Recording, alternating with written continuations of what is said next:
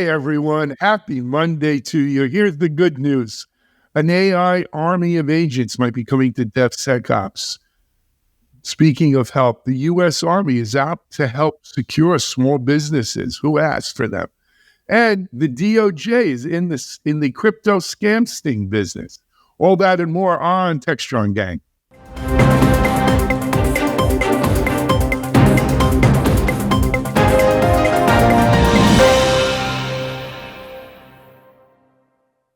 Hey everyone, happy Monday. It's Alan Schimmel for Techstrong.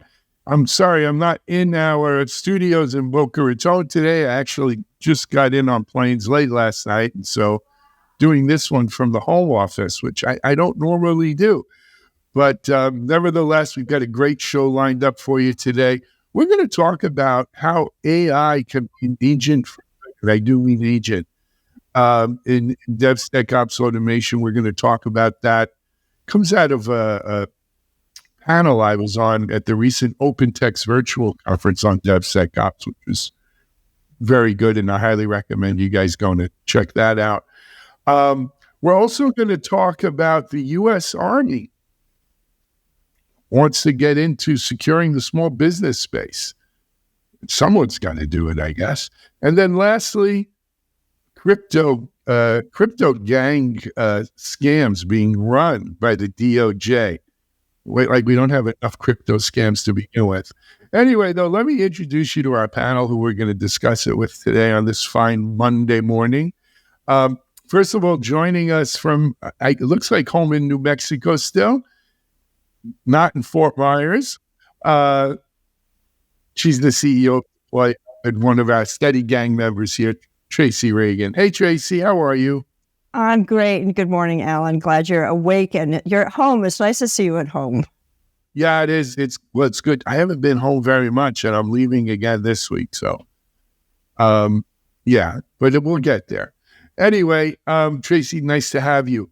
Joining us from, I think it'll be his last dial-in from Canada because he's soon to be headed to Part South, our resident security and just all-around life expert, Chris Blask. Hey, Chris, how are you? I'm good, Alan. Yeah, by the time this goes to air, I'll be back on the solar power boats in Florida being a solar power hippie. All righty. Looking forward to lots of posts from the twains, as we call them, right? Joining us, he's back home in his perch high atop the Rocky Mountains. It's our CTO and Futura. I guess it's a new one now. Futura VP of DevOps and something else. I don't know. Practice lead, Mitch Ashley. Hey, Mitch, welcome and congratulations. Hey, thank you. I'm excited to be playing this role now. And by the way, I was traveling back from San Francisco last night. I felt a disturbance in the force over the weekend, and I realized, Alan Schimmel's had a birthday. He caught up with me again. Happy birthday, dude. Thanks, Mitch. I appreciate it. Yep, we're the same age again. We are again. I wasn't going to make a big deal of it, but I guess you did. Okay. We love you, man. Happy birthday. Thank you. Does this mean I have to respect my elders again?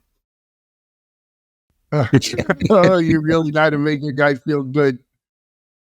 Okay. The wise guy from the Bronx up in the top left. He's our chief content officer, Mike Rizard. Hey, Mike, thank you. Happy birthday. Thank you very much. All right, guys. So, Mike, I kind of laid out the blocks, but let's go over to you. You want to set this up? Yeah, it was an interesting panel that you were the host for at an OpenText virtual event. And one of the things that came out of that is their chief security strategist was at least putting out the theory, and it sounds like a reasonable theory, that AI agents are going to enable the security folks to be a lot more proactive about securing software supply chains than they have been able to be in the past, because they can get in there now and set a bunch of policies that will be automatically implemented as code is written, and they don't need to be in the way, and they don't need to sit at the back end of the process and start, telling people to start over again, because that's the conversation nobody wants to have.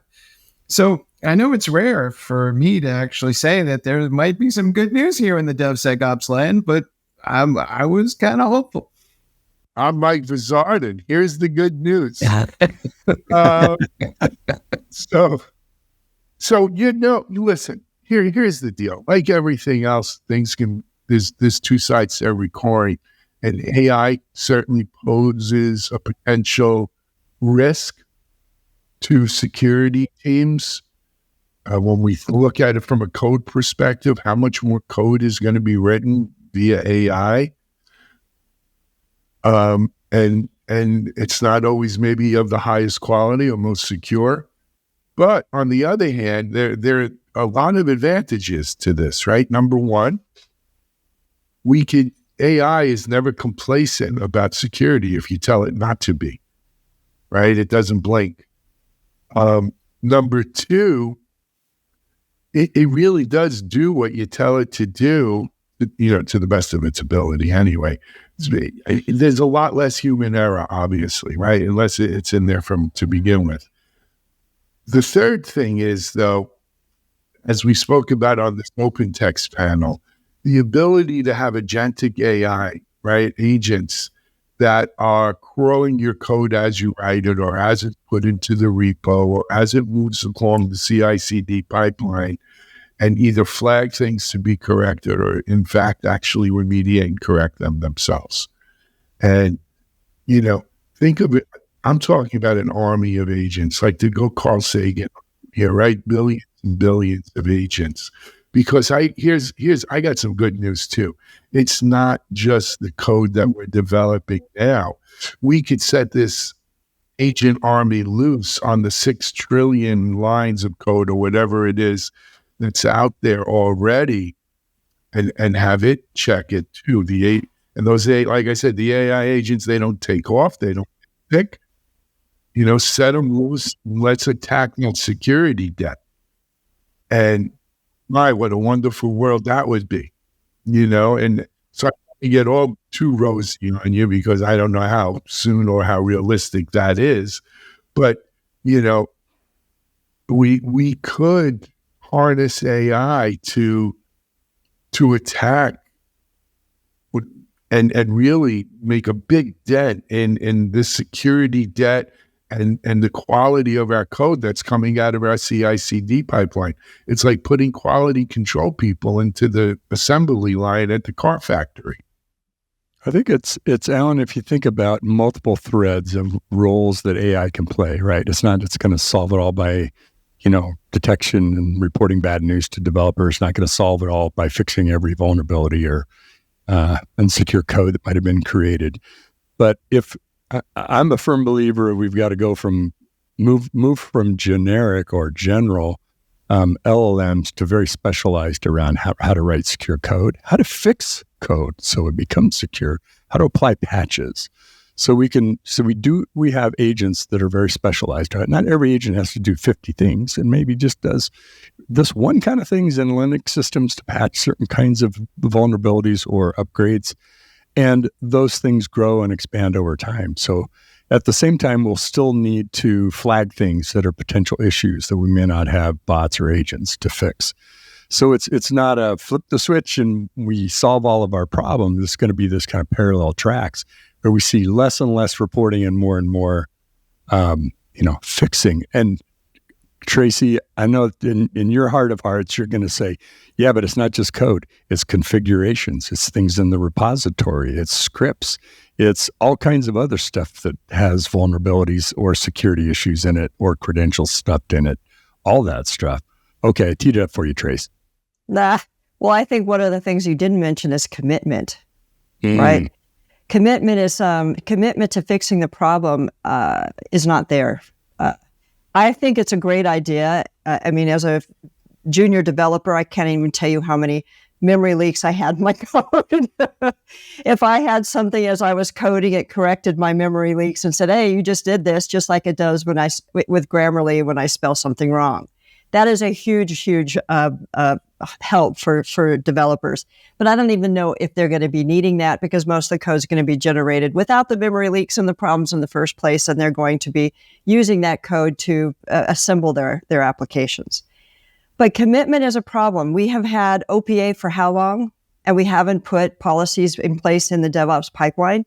So are we going to get excited because it's an agent that's doing it? I don't know.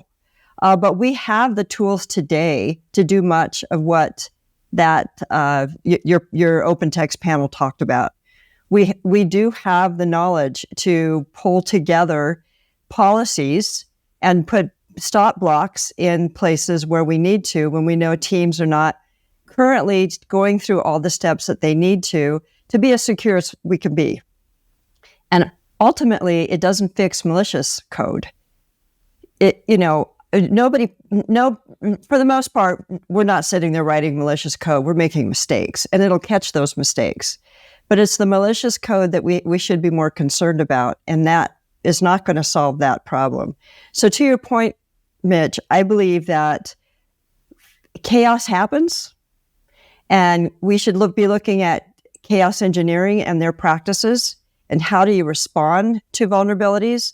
And at this point, we are not doing a good job of collecting all of our DevOps data to be able to match a vulnerability to all of the containers that it's running in across thousands of endpoints. And that's what we're trying to do at Deploy Hub. That is our huge focus, because chaos happens, and we have to be able to respond to it, whether it be a vulnerability, a malicious piece of code, or somebody just made a mistake in coding and put a negative, put a positive sign instead of a negative sign and deposited a penny into their account every time something went through, right? Chaos just happens. How do we address it? And I don't believe that AI is going to fix everything. But machine learning has come a long way. And machine learning, we talk about these new AI practices, but if we had the data now in the DevOps that we were collecting in the DevOps pipeline, imagine the machine learning workflows that we could already be putting in place, the pattern matching we could be doing. But there's just not a commitment to do it. And maybe teams like me, we should be going, hey, we do AI to do this so we can get funded and solve the problem and put a little AI agent in the background to say we are AI, right? Well, AI never hurt nobody, as Tony Montana said. But, gaslighting annoys me, though, and I don't like to do that. For the record, Tracy, I've always told Mitchell he has a problem with commitment. Those memory leaks I created are now coming back. So, Alan, on that virtual event, you were also talking to John Willis, and John, was on a rant about the fact that, I don't know if it was a rant. John was one or the other, but basically he was saying that people aren't trying these tools enough, and that, they're convincing themselves to do nothing. Him and Patrick Dubois are on the same kind of preaching the same gospel as they said about the new church of AI and DevOps. But I kind of feel like agentic AI is the new Gen AI. It's the new popular term. I think most people have agentophobia and are not going to want to rely on AI agents doing things autonomously, just like we don't let autonomous driving happen quite yet. There's a human in the loop, right? Maybe it fixes things, but as a guided process. Well, that's what I'm saying. We haven't even implemented policies, right? We could be using OPA across our DevOps pipelines. It at least just says this policy was not complied to, stop. Something as simple as that we have not done yet. As a larger community, maybe teams have done that. I'm not saying nobody's done it. Obviously, OPA is super popular. But we could apply these tools that we already have to get 80% there, without having to be talking about rebuilding, this whole system around agentic AI and having AI agents, which already are a problem. Adding more problems to the soup does not make it a better tasting soup. Well, however it plays out, I see, I'm feeling the opportunity to finally put the G in GRC. We've been talking about that for years. And to be really clear, there's been lots of risk of compliance and no governance. And you guys, did a better job than I going to explain where we are with this particular topic. But I think governance is, within the realm of the possible in areas like this in the foreseeable future for the first time ever. Yeah. No, it's a new day. It's a new day, no doubt about it. Tracy, one suggestion from the marketing guy here in the middle. If Deploy Hub is about stopping chaos, maybe get smart, right? and Maxwell and Agent 99. We put you in a black wig. You could be Agent 99, and you're taking on chaos. Hey, it's almost Halloween. We're not very far away. You know, you get the shoe phone, the whole thing. Hello, Chief. Well, smart. I think that's a great name for a product. Get smart. Here we go. But anyway. Wait. Hey, Chief. How come it never really worked out the way it was supposed to in that episode, right? He'd call him the Chief and with his little foot bone thing, and, you know, it was always a bad scene. It was the cone of silence. That was the cone of silence. I was going to say, we got to speak. Okay, let's bring down the cone of silence. Look, that show, it's a funny show if you ever get to watch on classic TV streaming or whatever.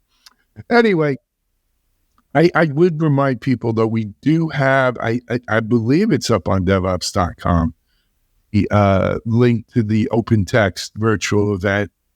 And I did a talk with John Willis on that. I was part of this panel that I thought was really good. And then I did a one-on-one with open text, I think Chief of Product Marketing or something, or maybe it was just product. I forget right now.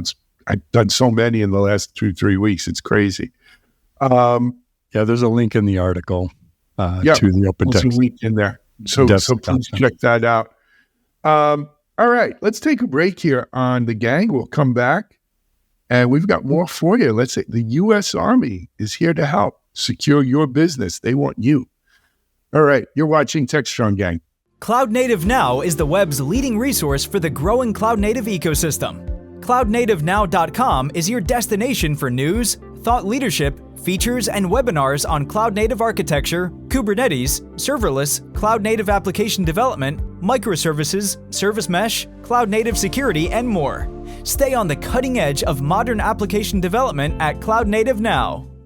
Hey folks, we're back and we are on to our next block. And well, the United States Army has this new contracting service that they put out, and a lot of that involves small businesses. And one of the things they just did is they said they're going to help small businesses become more secure if they participate in this contract process. And Chris, I want to come to you because I know you don't hear this very often, but is the United States Army setting a good example here? Because it seemed like to me, big companies should be doing the same thing. They are all dependent upon these small organizations that don't have the cybersecurity expertise required. So maybe we all should kind of like reach out and secure our extended networks of companies and families that we depend upon.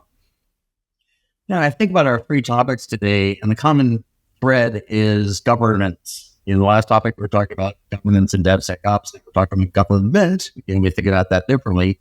But it's the same sorts of things. You know, I'm just writing code. I just want to write code. And you tell me I need some governance. I need some oversight. It doesn't feel like it's helping me much. And as we were just discussing, maybe we can make that easier because without that, you end up with other problems. And, you know, not to overstate the importance of government. I do a lot of work a lot with, U.S. federal government, other governments, and so forth. They have roles to play, but they can't solve all your problems. But I like this kind of threat, where this strikes me a little bit, perhaps, as what we're doing in space. You know, NASA's trying to be less the building the rockets organization, agency, and be the more foster innovation. There's a whole thread we can get and have a Starliner conversation around that if we want to right now, but even that's a good example. So, yeah, I think you may have a point. There are big organizations out there. If you have an interest, supply chain is a big deal these days. Maybe part of your supply chain operation is to be, as you say, doing this sort of thing in the private sector, helping the small companies rely on. Mm-hmm. They just need some good branding instead of Geek Squad. It's Geek Platoon or something, And I think it needs more money. At your door. You do. Oh yeah. Yeah, no the doubt. money is not there. I mean, what I think the article said there's 97 Apex offices and 26 million, which is about 250,000. A team. And Deploy Hub works with Apex. They've helped us to get our cage code, and we're going to go out after some funding opportunities. And they're pretty swamped with doing work with small companies. I'm struggling to see how it would be implemented well through these Apex systems with people who don't know anything about this topic So they're going to have to bring people on who can sit in their offices and work with these teams. And at 250,000, that's maybe one really strong person or two okay people to push it through for the small business. I mean, we have one Apex office in New Mexico, and that's going to serve how many businesses? I mean, we and believe it or not, New Mexico does a lot of work with the DoD and the DOE. A lot of small businesses. I don't think that they could cover us, one office, at 250,000. It's a good start, but it just isn't. It's not going to make a big enough dent. And many of those companies, we talk to them, they don't even have DevOps pipelines. They're still doing a lot manually. To me, this is the kind of good idea government program that screams out for a private-public partnership. Right? I think the government should be the Army in this case, should be the catalyst of this, but I don't know.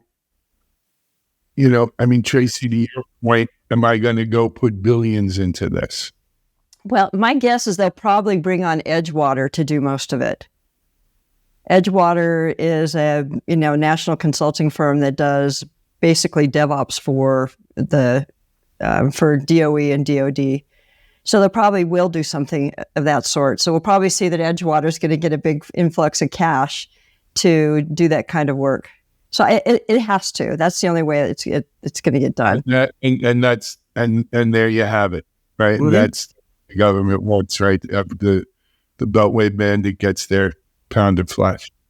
Chris, let me ask you this: we are in this election cycle, and yet I still don't hear cybersecurity and locking down our country and small businesses as kind of a theme in that general election conversation. And is it just because nobody wants to talk about it? They don't care, or they just don't realize that 80% of the economy is dependent upon these small businesses that are kind of under siege and don't have the resources to fight the fight?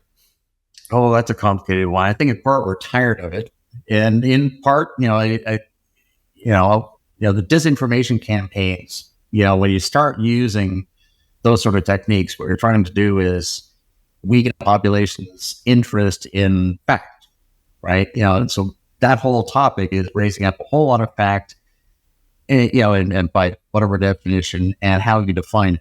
So I think we weakened our structures. And I don't want to sound too pessimistic about this. Tough times makes better solutions evolve.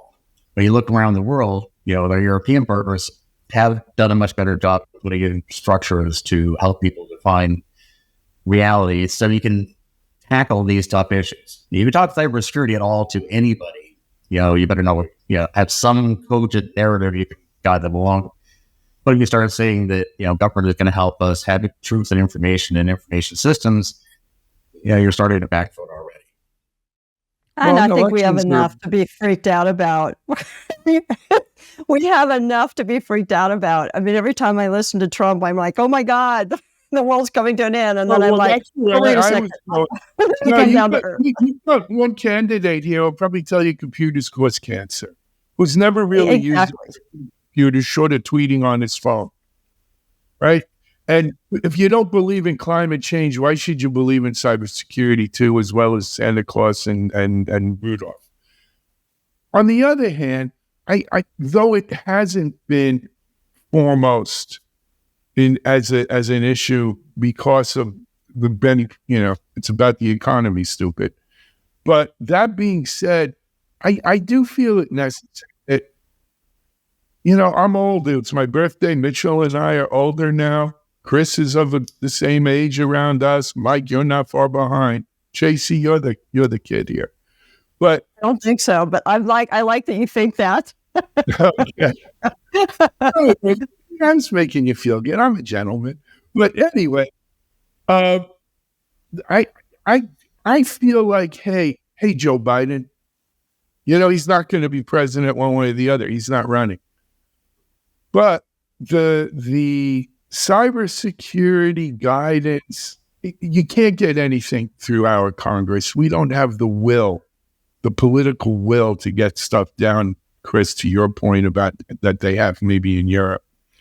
But when you look at what Joe Biden's CISA has done, and what the White House and their executive orders have done around cybersecurity, it's been more than any other administration I've seen in a very, very, very long time.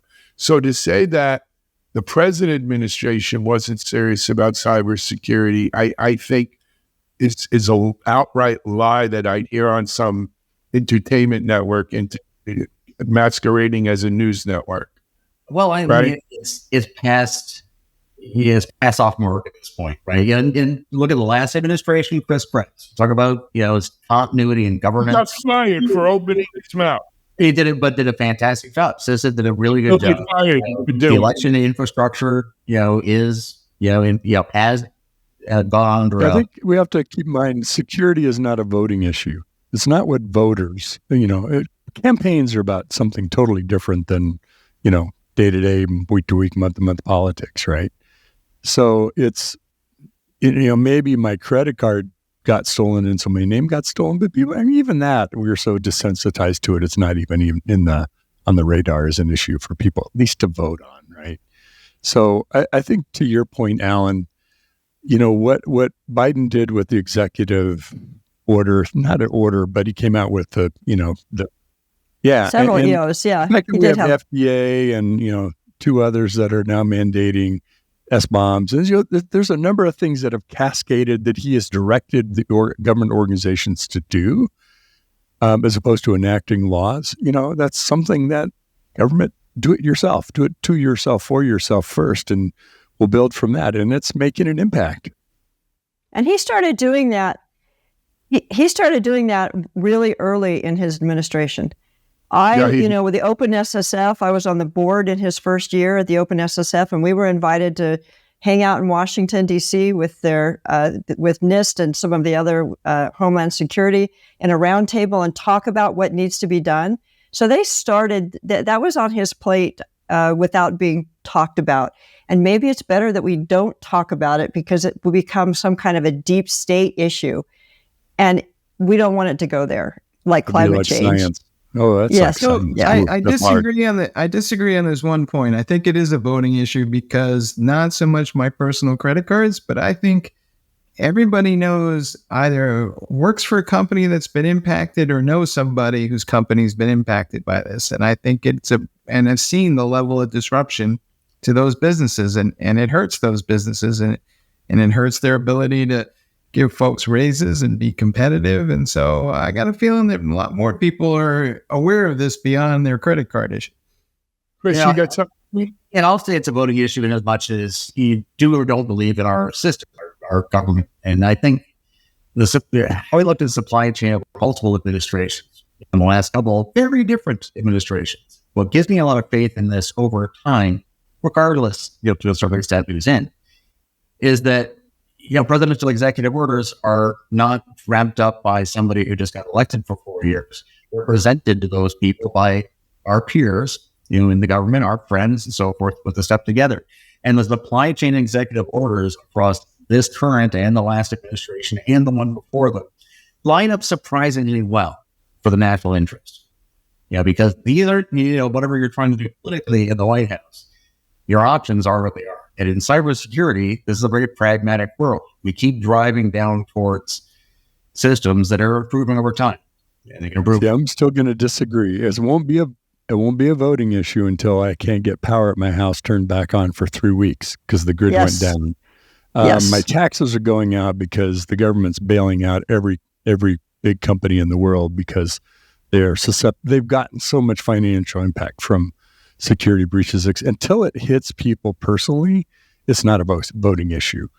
I'll tell you how it could become a voting issue, though. I'm not saying it can't. I'm just saying it isn't. No, I'm saying it's part of, but it's not center stage, is we're thinking cybersecurity, financial loss, or Mitchell, in your case, critical infrastructure, in your example. When we talk about nation-state espionage and nation-state cyber warfare, right? That's something I don't think gets enough play on the political stage. If you were to take away North Korea's ability to make money from hacking, they wouldn't be exporting rockets to Russia or sending troops up there. Oh, they probably would be, because that's less people they have to feed.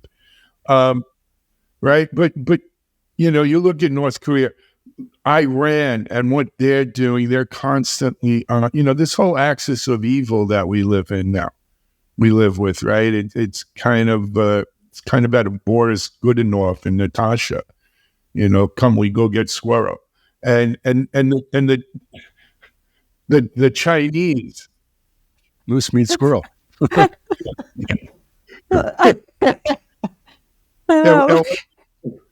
Look, this is why you tune in. It's kind of little snippets from Alan's show. I'm getting this list of what network Alan watches on a regular basis. The classic TV channel, Cartoon Network. Yeah. But what the Chinese do, you know? What's going on? I mean, they're constantly probing, constantly. I did an interview. I don't even know if it was on. They're all running into each other now. If it was on the Techstrong Gang or just a one-on-one interview about a recent report of a Chinese hacking gang, right? And you know, with ties to the government over there, and what they've been doing. So, I think we have to have more informed voters if they're going to make decisions on things like this. I mean, I believe that we've learned. And I got Princess Leia, but I want to hear more about what Princess Leia has to say before I make a decision. And when that's the state of your politics, you want more informed voters? Does anyone ever mention these undecided leaders? I have to tell you, I was watching one of my favorite programs, which is CBS Sunday Morning, a couple weeks ago, and they did a piece on Finland. And Finland has been having such a barrage for years and years of misinformation coming out of Russia that they now teach kindergartners how to recognize fake news. So we're new to this, but other countries like Finland aren't. And they were showing first graders. They were showing first graders identify fake news. Well, why can't we have that? But no. We have to understand that this is part of the cybersecurity problem, right? It all comes together. So we do have to have more informed voters. We do have to have this discussion at kindergarten, apparently, because that's how they have solved it.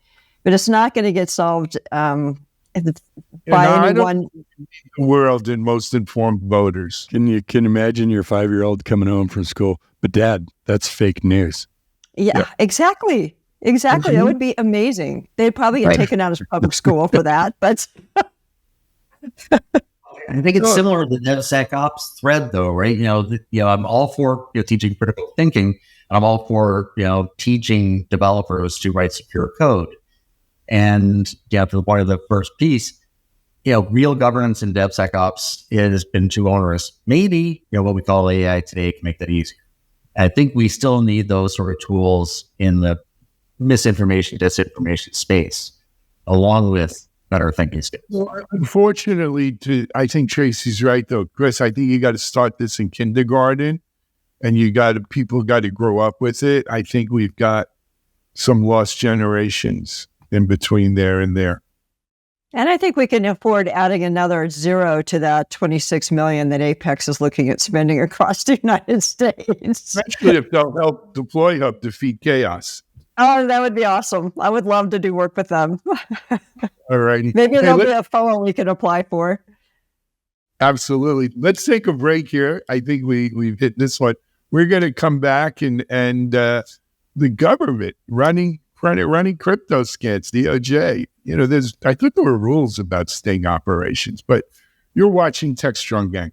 SecurityBoulevard.com is the leading resource for news, analysis, and education on challenges facing the cybersecurity industry. SecurityBoulevard.com covers all aspects of cybersecurity, including data security, DevSecOps, cloud security, application security, network security, security threats, and more. SecurityBoulevard.com has the largest selection of security content, featuring breaking news, blog posts, podcasts, and more. Visit www.securityboulevard.com to learn more. SecurityBoulevard.com, home of Security Bloggers Network. All right, folks, as promised, we're back. And yes, we're talking about the Department of Justice is running a crypto mining scam to get people who are abusing cryptocurrency. I guess they're trying to protect the folks who have cryptocurrency from running the additional scams. So they're going to, I don't know if they're going to continue to run this, but they've indicted some folks on this whole issue. And Chris, before we get into the merits of the thing, is it just, from my perspective at least, it looks like the government's getting savvier about how to run these kind of initiatives, and they're getting better at all this stuff. I can remember being at an event with Alan a couple of years ago, and they couldn't even spell cryptocurrency back then. The important thing to remember in security is that criminals are stupid, right? And we have this Hollywood idea of these masterminds, these criminal masterminds who are going to haul out volcanoes somewhere, one step ahead of the law, but they're mostly just lucky. That in the late 80s in South Carolina, I worked for a New York mafia money laundering organization. It's a whole other story. But we look around, we see people getting away with crimes. Not knowingly.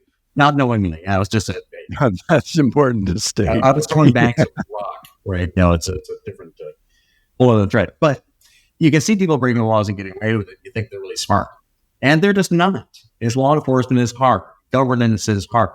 Right. But, you change the playing ground, and you say, the government is getting smarter about these sorts of things. There's a great movie everyone wants to watch, The Hitman, and it just came out last year. It's based on a true story.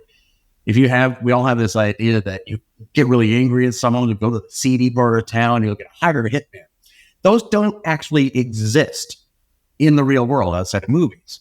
And it turns out pretty well, I'll just say 100% of the time when you make that meeting and you're in the seedy spot meeting with someone, it's a police officer because that happens all the time, right? So these sort of scams, you can get away with crypto scams and pump and dumps, all these sort of things for a while because law enforcement hasn't caught up with you, but it's not a good plan.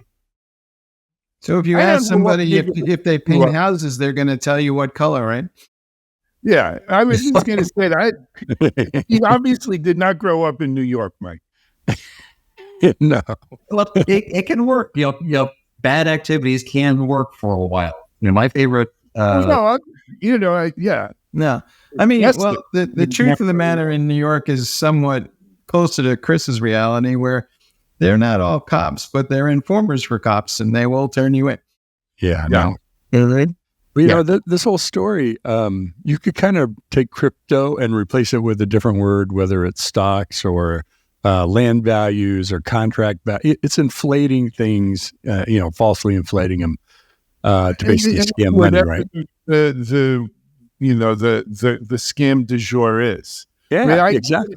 I was in Austin last week in a reputable hotel, an AC hotel, which is a Marriott Bonvoy hotel, and I happened to pass the ATM machine, the obligatory ATM machine that you get in a hotel. And the blue screen there said, we dispense Bitcoin. And I'm like, why would someone be buying Bitcoin at an ATM? So I asked some of the people I was with there, I said, well, do you know this ATM dispenses Bitcoin? And evidently that's the preferred currency for drug dealers.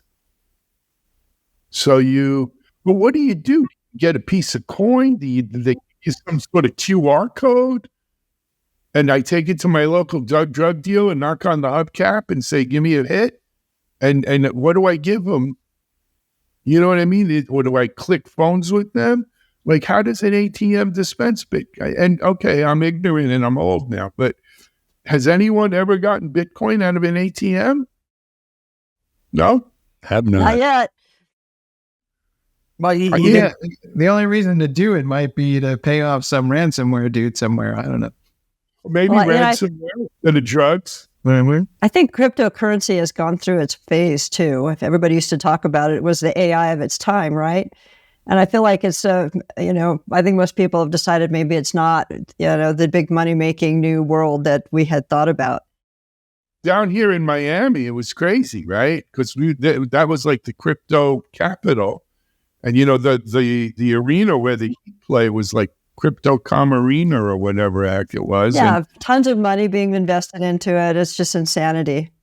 And then, look, and yet this has become a political discussion, right? We have Elon Musk and some of the crypto bros are upset with the government for not being more active about driving cryptocurrency. And so now they're supporting Trump. Well, maybe he should put $80 million into buying the candidate of his choice. Well, I think he's buying a cabinet seat of his choice is what he's buying. No doubt. And it'll be transportation or who knows, maybe the Treasury. But, there's another thing on this similar topic. Steve Taylor was talking about it, that the Treasury Department used AI to recover $1 billion in check fraud schemes. They didn't get into detail of what they did, but they did say they were going to share their learning with other departments. But, I'm always, kind of Debbie Downer when it comes to AI, unless it's an area that it works well. And I believe this was machine learning and doing pattern matching on check drafts or check fraud schemes. So whatever we can use however we can apply AI to catch the bad guys, I'm all for it. So I saw, so here in Boca where I live, LexisNexis bought, I forgot the name of the company that this guy Sam had started. But anyway, the LexisNexis fraud solutions are here. And they once brought me in and gave me some demos of kind of stuff they work in partnership with the IRS and other federal agencies. And yes, they do machine AI, right? Machine learning to spot trends, right? They look at real estate transactions and they, by matching real estate transactions in a neighborhood to people, they'll spot crime gangs and all kinds of, tax frauds and I mean it is pretty sophisticated. Am I the only one who's scratching his head a little bit, going, so the Department of Justice that is spending time and effort protecting the integrity of a digital currency used primarily by drug dealers and ransomware perpetrators. I mean, I guess it's something to be done, but I'm just wondering, there's like only maybe 100 things you can do, and is this really going to make the list? I don't know. I don't think those are the people getting ripped off, Mike. I'm guessing. I don't know. I don't have the data, but I would guess it's the mom and pop, grow family wealth. There's your chance to do that through crypto. All the kind of push to get people to move into crypto. I would guess is more the uninformed public rather than the crime syndicate. I've gone through many booms and busts in my life, as I'm sure most of you have. And there comes a point where you realize you're in a bubble, right?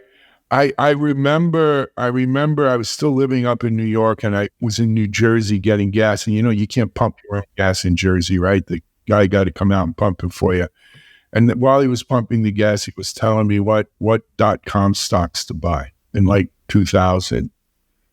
And I said to myself, when the kid in the gas station is day trading, time to sell. It wasn't much longer before that. And then around 2007, I'm sitting in an airport and I see these two guys that were dressed like plumbers, frankly. Jeans and not that there's anything wrong with plumbers or anything, but they're sitting there talking about how they were buying and flipping 3-family homes in the real estate boom. And I said, time to get out of the real estate. It's the same thing. I know family members who were trading in Bitcoin and other cryptocurrencies because they heard of a friend of a friend of a friend's uncle's brother-in-law who made a ton of money on it. And so they all opened up these crypto trading accounts, and at least 3 of them in my wife's family, because I like to think my family is a little smarter. Though, look, no offense to any family members watching, at least 3 of them had their accounts hacked and stolen, and they lost everything because they're not insured accounts. You must be on the 3rd floor of your house. You're within distance. And I got the door closed. Okay. And Alan, that was a great description of machine learning and pattern matching, right? Yeah, absolutely. All right. Yes, that's exactly what you just did. Mike, do we have anything else before I wind up divorced here? No, but apparently I'm willing to bet that those family members know where there is a ATM that dispenses Bitcoin. Go figure. All right. Hey, this has been a great conversation, everyone. I appreciate it. What a great way to start the week. We will be back all week with more Techstrong Gang, and I guys imagine as we get closer to the election, it'll get more and more zany. But we also have a full day of Techstrong TV for you today, too. So stay tuned for that immediately following this. Tracy, Chris, I can't wait to see you out here in the boats in Florida. Mitchell, I'm going to see both Mike and Mitchell KubeCons in a couple weeks now, within a month. Yeah. So really excited about that. Until then, though, this is Alex. Tracy will be a KubeCon too, right, Tracy? KubeCon, Tracy? No, I'm not going. Oh, I don't like going to those big ones. I like small conferences. Okay. Well, you're going to miss a lot in Salt Lake City. Okay. I have to probably hide in my hotel room most of the time. It's like, I have to tell you, Alan, Neon Light, Salt Lake City. There's just not enough women attending QCOM for me to go. Okay. So I'm just being honest. I got you. All right. Hey, so I think we'll call it a wrap. This is Alan Schemmel for Techstrong. We hope you've enjoyed this Techstrong Gang. Stay tuned for Techstrong TV, everyone. Have a great day.